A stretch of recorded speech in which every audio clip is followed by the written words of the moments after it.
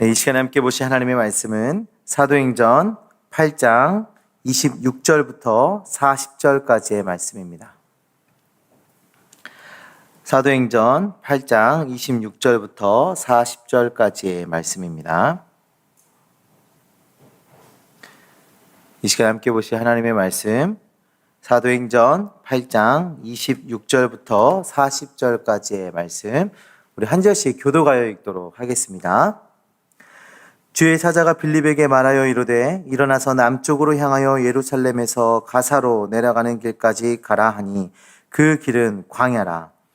일어나 가서 보니 에티오피아 사람 곧 에티오피아 여왕 간닥의 모든 국고를 맡은 관리인 네시가 예배하러 예루살렘에 왔다가 돌아가는데 수레를 타고 선지자 이사야의 글을 읽더라. 성령이 빌립더러 이르시되 이 수레로 가까이 나아가라 하시거늘 빌립이 달려가서 선지자 이사야의 글 읽는 것을 듣고 말하되 읽는 것을 깨닫느냐? 대답하되 지도해 주는 사람이 없으니 어찌 깨달을 수 있느냐 하고 빌립이 청하여 수레에 올라같이 앉으라 하니라. 읽는 성경 구절은 이것이니 일러스되 그가 도살자에게로 가는 양과 같이 끌려갔고 털 깎는 자 앞에 있는 어린 양의 조용함과 같이 그의 입을 열지 아니하였도다. 그가 굴욕을 당했을 때 공정한 재판도 받지 못하였으니 누가 그의 세대를 말하리요?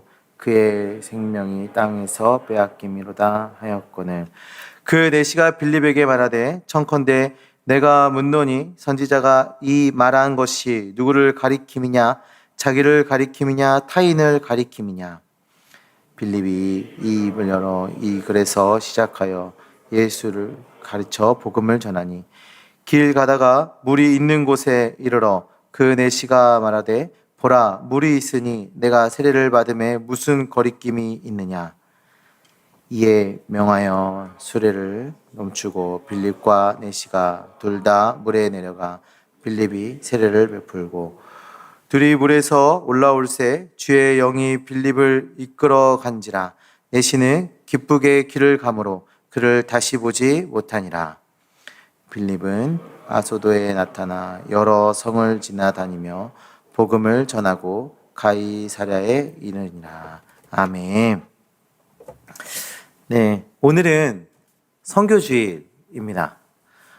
선교주일은 매주 넷째 주에 우리 청년부가 매월 넷째 주에 선교주일로 지키고 있는데요. 다들 기억하고 계시죠? 네, 다들 기억하고 계실 줄 믿습니다. 저는 우리 청년부를 생각하면 정말 귀하다고 느꼈던 게 정말 그 관계에 대해서 굉장히 소망하고 열려있는 그런 자세, 그런 마음들이 정말 귀하다고 느껴지고요. 또 하나는 이 선교주의예요. 매월 선교주의를 지키고 또 선교 헌금을 작정하고 또 그걸로 섬기는 그런 일들을 하고 있는데 정말 귀한 마음인 것 같습니다. 작년부터 저희가 LNM 플러스를 작정을 하고 진행을 하는데 우리 청년들이 정말 열심히 동참해 주시고 함께 해 주셔서 그 LNM 플러스도 잘 진행이 되고 있는 것 같아요. 정말 자랑스러운 모습입니다.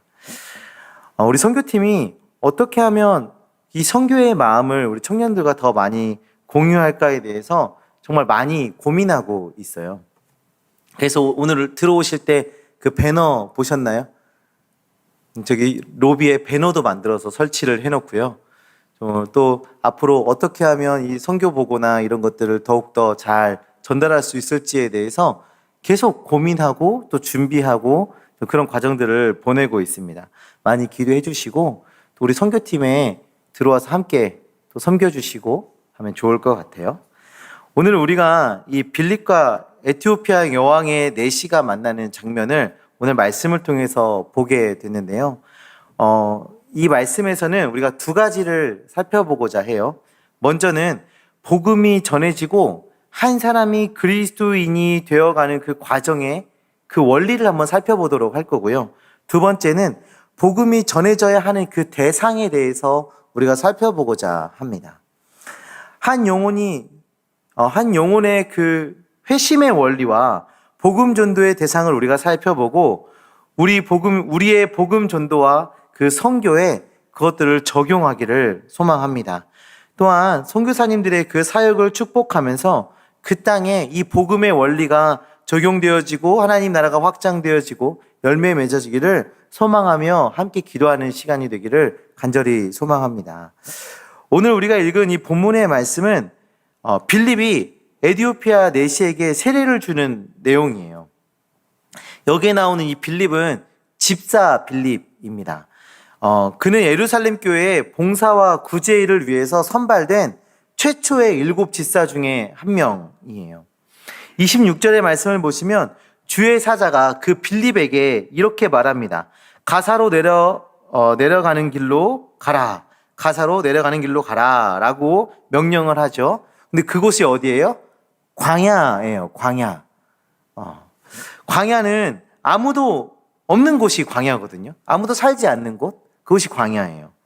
사람이 생활할 수 없는 곳, 그곳이 광야입니다. 근데 하나님께서 이 빌립을 인도하셔서 빌립을 이끄셔서 이 광야로 가게 하신 겁니다.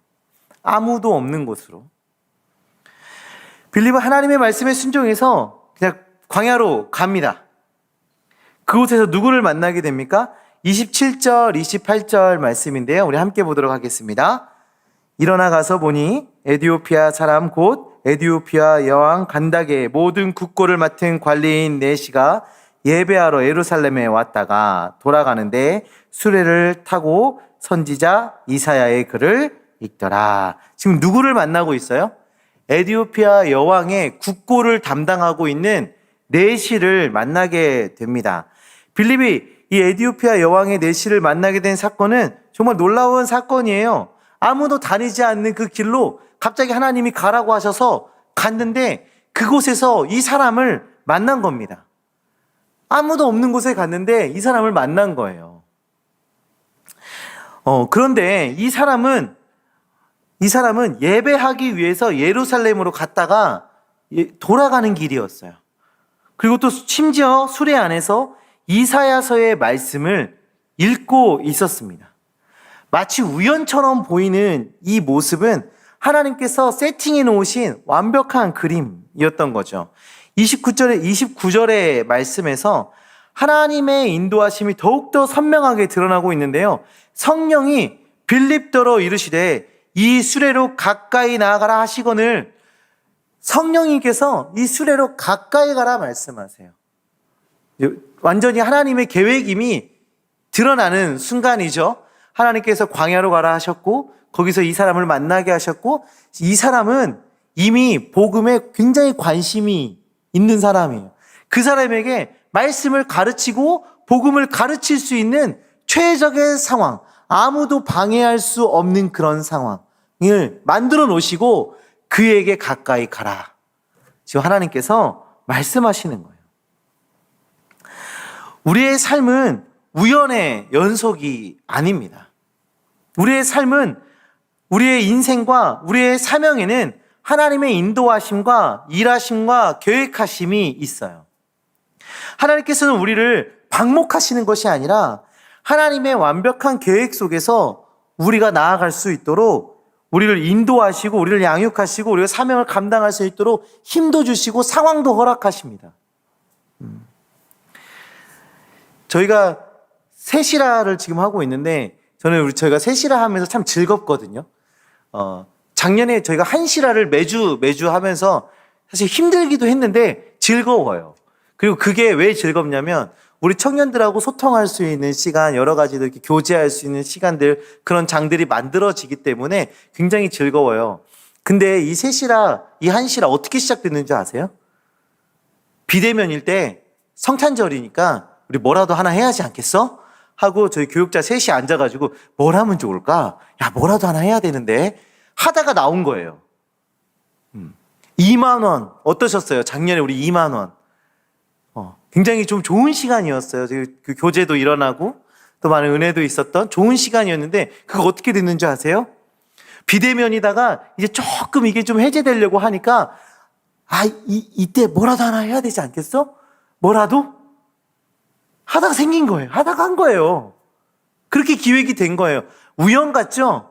어쩌다 일어난 일 같아요. 그런데요, 하나님이 그 안에 계획하심이 있었고요, 인도하심이 있었고, 은혜 부어주심이 있었던 거예요. 우연 같지만 우연이 아닌 거예요. 어제 우리 가영자매가 그 버스킹 하러 가는데 5시에 하기로 약속을 했는데 차가 막히는 거예요. 제가 그때 굉장히 목사 같은 얘기를 해요. 10분이 늦으면 10분 늦게 하신 하나님의 이유가 있을 거야. 굉장히 목사 같다고 뒤에서 왜 오늘 목사님 같은 말씀을 하세요? 막 이러더라고. 네. 제가 이거 준비하다 가서 그래요. 우연이 없어요. 하나님은 모든 것들을 완전히 계획하고 계세요. 우리 한 달에 한 번씩 선교주일 하는 거요. 어쩌다 생긴, 우연처럼 생긴, 어쩌다 그렇게 하다가 문화처럼 남겨져 있는 그런 시간인 것처럼 우리가 느껴질 수 있지만, 이마저도 하나님께서 준비하시고 계획하시고 이루시는 그 사건 중에 하나라는 것입니다. 빌립은 지금 하나님의 인도하심에 따라 복음을 전하는 사명을 위해서 광야로 나왔고, 광야에서 에디오피아 내시를 만나게 된 것입니다.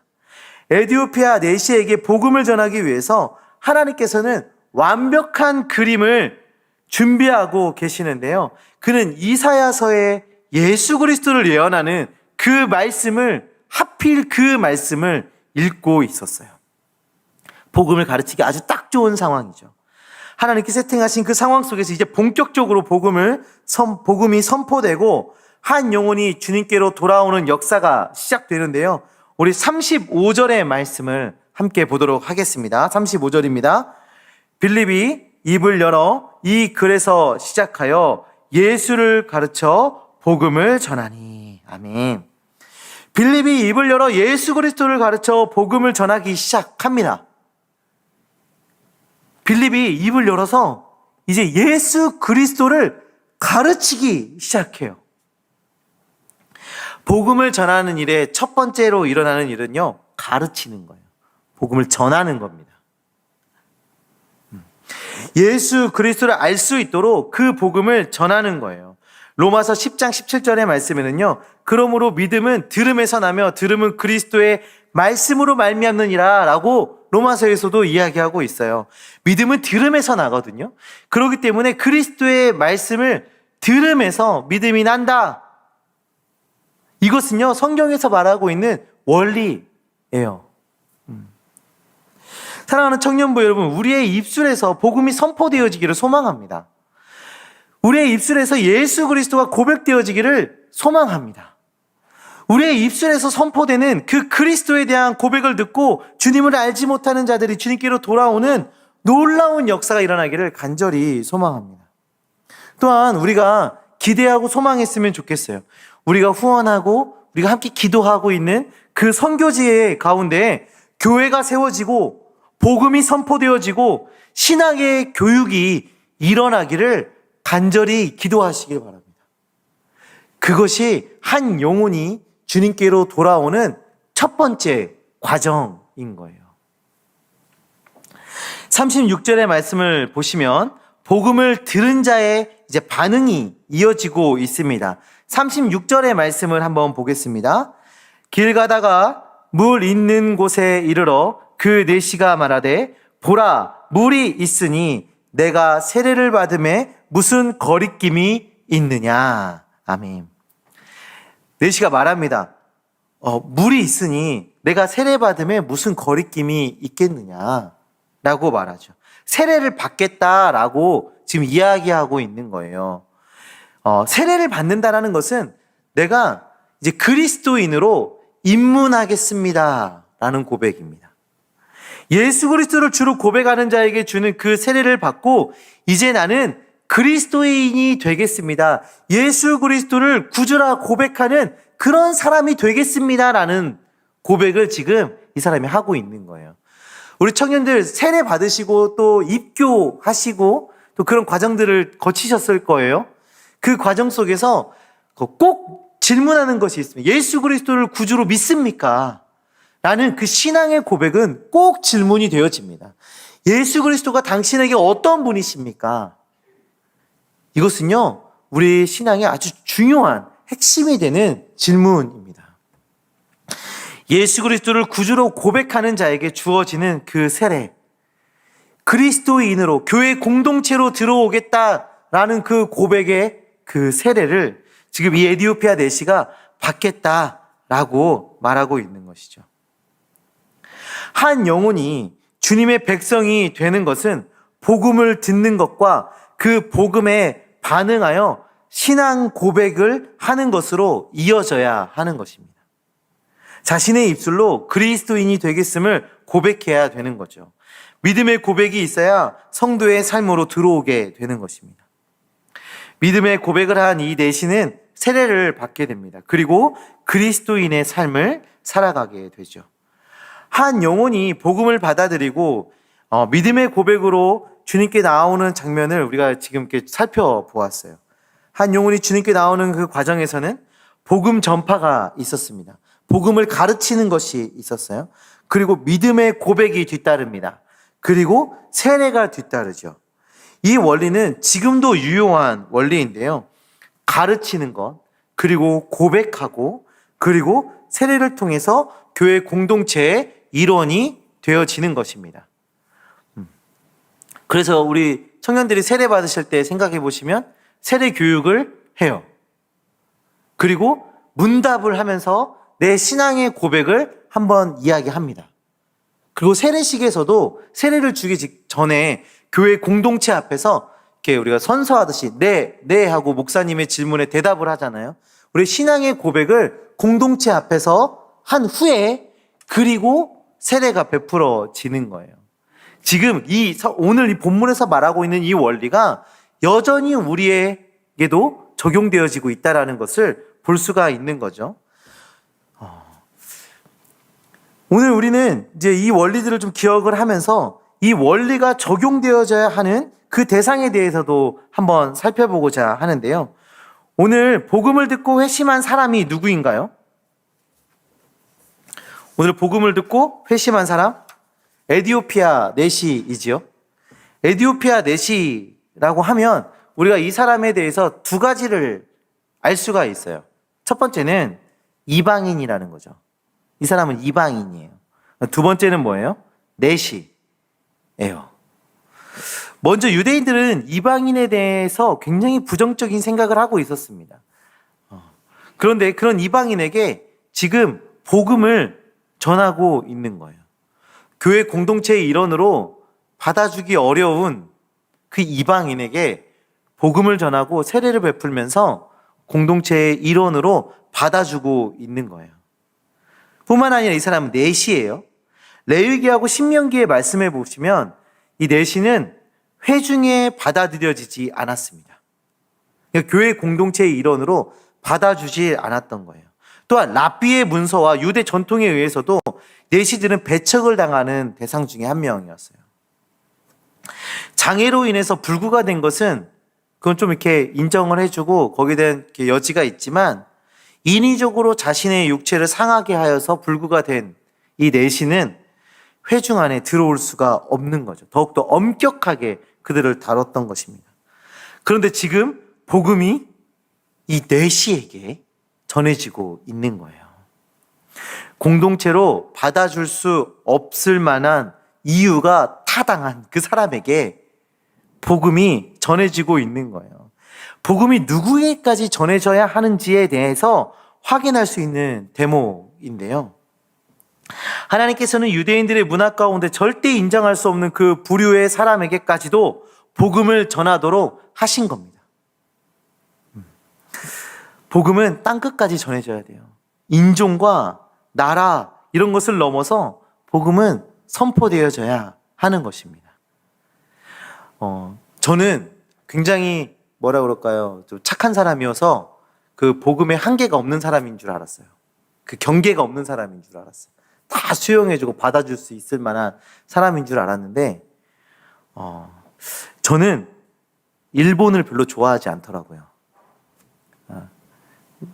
많이들 공감하실 거예요. 우리 역사적인 이유 때문에 그냥 일본 하면 뭔가 반감이 좀 있어요. 그렇죠? 그래서 한일전에서 지면은 난리 나죠. 저 얼마 전에 우리 한일전 국가대표 축구 경기에서 대패한 적이 있어요. 얼마 전에. 그쵸? 최근 한일전에서. 그때 자칫하면 리모컨이 부서질 뻔했어요. 그렇게 이제 일본에 대한 반감이 있는데, 몇 년 전에 한 일본에 쓰나미가 일어나면서 많은 피해가 있었던 적이 있어요. 이거는 그때 제가 뉴스를 보면서 이게 지금 실제로 일어나는 일인가? 이 컴퓨터 그래픽인가? 싶을 정도의 진짜 엄청난 사건이 한번 벌어진 적이 있는데, 그때 총신대학교에서 그 일본을 위한 그들을 후원하기 위한 헌금을 모금을 하는 일을 했었거든요. 너무 헌금하고 싶지가 않은 거예요. 저 일본을 위해서 내가 우리보다 잘 산다는데 알아서 하겠지 이런 생각들을 갖고 있었어요. 그런데 어떤 목사님께서 채플 시간에 이런 설교를 하셨어요. 저 일본 진짜 싫어합니다. 올라오자마자 첫 마디가 그거였어요. 그러니까 일본 구호 헌금을 하는 그 채플 시간에 올라오셔서 하는 소리가, 나는 일본 너무 싫어해요. 너무 싫어해. 근데 그 싫어하는 이유를 15분, 20분 설교하셨어요. 싫어하는 이유만. 그리고 나서 마지막 5분 동안에 이런 말씀하셨어요. 나는 이렇게 싫어하지만 하나님께서 그를 사랑하라 하시고 그들을 사랑한다 하시니 내가 헌금을 하겠습니다. 나는 그들을 싫다 소리 20분 하시고 마지막에 그렇게 하시면 설교가 끝났거든요. 제가 그 설교를 들으면서 제 마음이 막 깨지기 시작했어요. 저도 그래 똑같은 마음이었거든요. 그래서 그들에게 복음을 전하는 것도 왜 일본 사람들한테 복음을 전해? 막 이런 생각도 하고 있었던 거예요. 제가. 그런데 오늘 본문의 말씀에서 분명하게 우리에게 보여주고 있지 않습니까? 내가 싫어하는 어떠한 대상, 내가 받아줄 수 없는 어떠한 대상, 그들에게도 하나님의 사랑이 전해져야 되고 복음이 전해져야 함을 오늘 본문에서 분명하게 우리에게 말해주고 있는 겁니다. 복음 전파의 사명은 누구에게 있나요? 우리 모두에게 있습니다. 오늘 우리가 선교주일로 지켜요. 세계 각지에 복음을 전하시는 일을 위해서 삶을 내어드리고 사시는 우리 선교사님들과 그분들의 그 사역을 위해서 기도하는 시간을 가질 겁니다. 또한 그 사역에 동참하는 마음으로 또 우리가 준비한 그 헌신을 드릴 거예요. 청년부 여러분, 이 사역이 그냥 스쳐 지나가는 시간이 되지 않기를 소망합니다. 이 선교주일의 이 시간이 그냥 스쳐 지나가는 시간이 되지 않기를 소망해요. 우리의 간절한 소망이 담겨져 있는 시간이 되길 바랍니다. 복음을 가르치고 고백하고 그리스도인으로 살아가게 되는 그 놀라운 일들이, 그 복음의 역동성이 그 선교지에서 일어나기를 우리가 간절히 기도하는 시간 되기를 정말 소망합니다. 때로는 그 선교지가 내가 원하지 않은 민족일 수 있어요. 그 선교지가 내가 정말 싫어하는 선교지일 수도 있습니다. 하지만 하나님께서 그들을 사랑하셔서 그 선교사님들을 그곳에 보내셨어요. 우리는 직접 가서 그 사역을 함께 하지 못할지라도 우리가 기도하고 또 섬기고 후원하고 마음을 들이면서 우리가 그 선교에 동참하는 그런 귀한 시간 되기를 간절히 바랍니다. 이후에 우리 선교팀이 나와서 또 이 광고하겠지만, 오늘은 북한 선교를 감당하고 계시는 김수진 간사님의 그 사역을 위해서 우리가 함께 기도하는 시간을 가질 텐데요. 현재 지금 북한의 상황이 정말 어려운 상황입니다. 제가 금요일 날 기사를 봤는데 하루에 코로나 확진자가 26만 명이 나오고 있대요. 26만 명. 하루에. 엄청난 숫자지 않습니까? 그런데 더 끔찍하고 무서운 상황은 뭐냐면 북한으로 한 번도 백신이 들어간 적이 없대요. 북한 땅에 백신이 들어간 적도 없대요. 어떠한 치료에 그런 준비와 대책이 전혀 없는 상황입니다. 사망자 수는 갈수록 늘어나고 있어요. 정말 심각한 상황입니다. 그리고 또 한 가지는 이 정치범 수용소 안에 그리스도인이 6천 명에서 10만 명 정도가 있다라고 추산을 해요. 근데 제가 이걸 보면서 기사가 왜 이래? 6천 명하고 10만 명하고는 차이가 너무 많이 나잖아요. 뭐 이래? 이렇게 생각하면서 6천 명, 10만 명, 6천 명, 10만 명. 점점 마음이 무거워지기 시작했어요. 셀 수 없는 수많은 그리스도인들이 어떠한 이유로 들어왔는지도 모르는 그 수많은 그냥 예수 그리스도를 믿는다는 그 이유 때문에 들어와 있는 그 그리스도인들이 6천 명에서 10만 명. 셀 수가 없는 거예요, 셀 수가. 아니, 개수조차를 하질 않고 있는 거예요. 그냥 엄청나게 많은 수가 들어가 있다라고 그냥 그렇게 보면 되는 거죠. 너무나도 많은 고통을 당하고 죽어나가고 수많은 사람들이 그 안에서 셀 수 없이 수많은 사람들이 예수 그리스도를 믿는다는 것만으로 고통당하고 있구나. 이런 생각이 들었습니다. 제가 신대원 다닐 때 저희 같은 반에 한 전도사님이 북한에서 오신 전도사님이 계셨는데 이분이 어떻게 한국으로 오시게 됐냐면 예수님을 믿는다는 이유로 고문당하고 구타를 당하고 밥도 안 주고 물도 안 주고 굶기고 이런 시간들을 이 수용소 안에서 지내시다가 죽은 줄 알고 이 사람들이 산에다가 그냥 버려놓은 거예요. 죽었으니까 이 시체를 버린다고 하고 그냥 산에다 버린 거예요. 그랬는데 비가 오면서 입술에 수분이 들어가면서 정신이 차리신 거예요. 맨발로 그대로 북쪽으로 무조건 달렸대요. 그래서 중국으로 넘어갔대요. 그래서 거기에서 한국으로 들어올 수 있게 된 겁니다. 죽은 줄 알고 버려졌대요. 얼마나 많은 그리스도인들이 그런 고통을 지금 북한에 당하고 있습니까? 우리가 이 북한 사역을 위해서 기도하시기 바랍니다. 먼저는 이 북한 땅에 유행하고 있는 이 코로나 이것이 빨리 종식되기를 기도해 주셨으면 좋겠고요. 고난당하고 있는 이 그리스도인들이 그 고난 중에서도 믿음을 잘 지키고 하나님의 위로와 평안을 누리며 살아가기를 우리 기도해 주셨으면 좋겠어요. 그리고 세 번째로는 복음을 알지 못하고 이렇게 범죄하고 있는 그들이 회개하고 돌아오기를 기도해 주셨으면 좋겠습니다. 사실 이 빌립에게 에티오피아 내시는 교회 공동체 일원으로 받아들일 수 없는 사람입니다. 그러나 그에게 복음을 전하고 가르치고 세례를 베풀었습니다. 이런 복음의 역사가 이 선교사님들을 통하여서 그 땅에 복음이 전해지고 신앙 교육이 일어나고 신앙의 그런 믿음의 고백이 일어나고 회복되어지고 교회 공동체의 일원으로 돌아오는 그 놀라운 역사가 이 북한 땅 안에서도 또 다른 세계 여러 각지의 선교지 안에서도 그런 놀라운 역사가 일어나기를 우리가 이 시간 함께 기도했으면 좋겠습니다.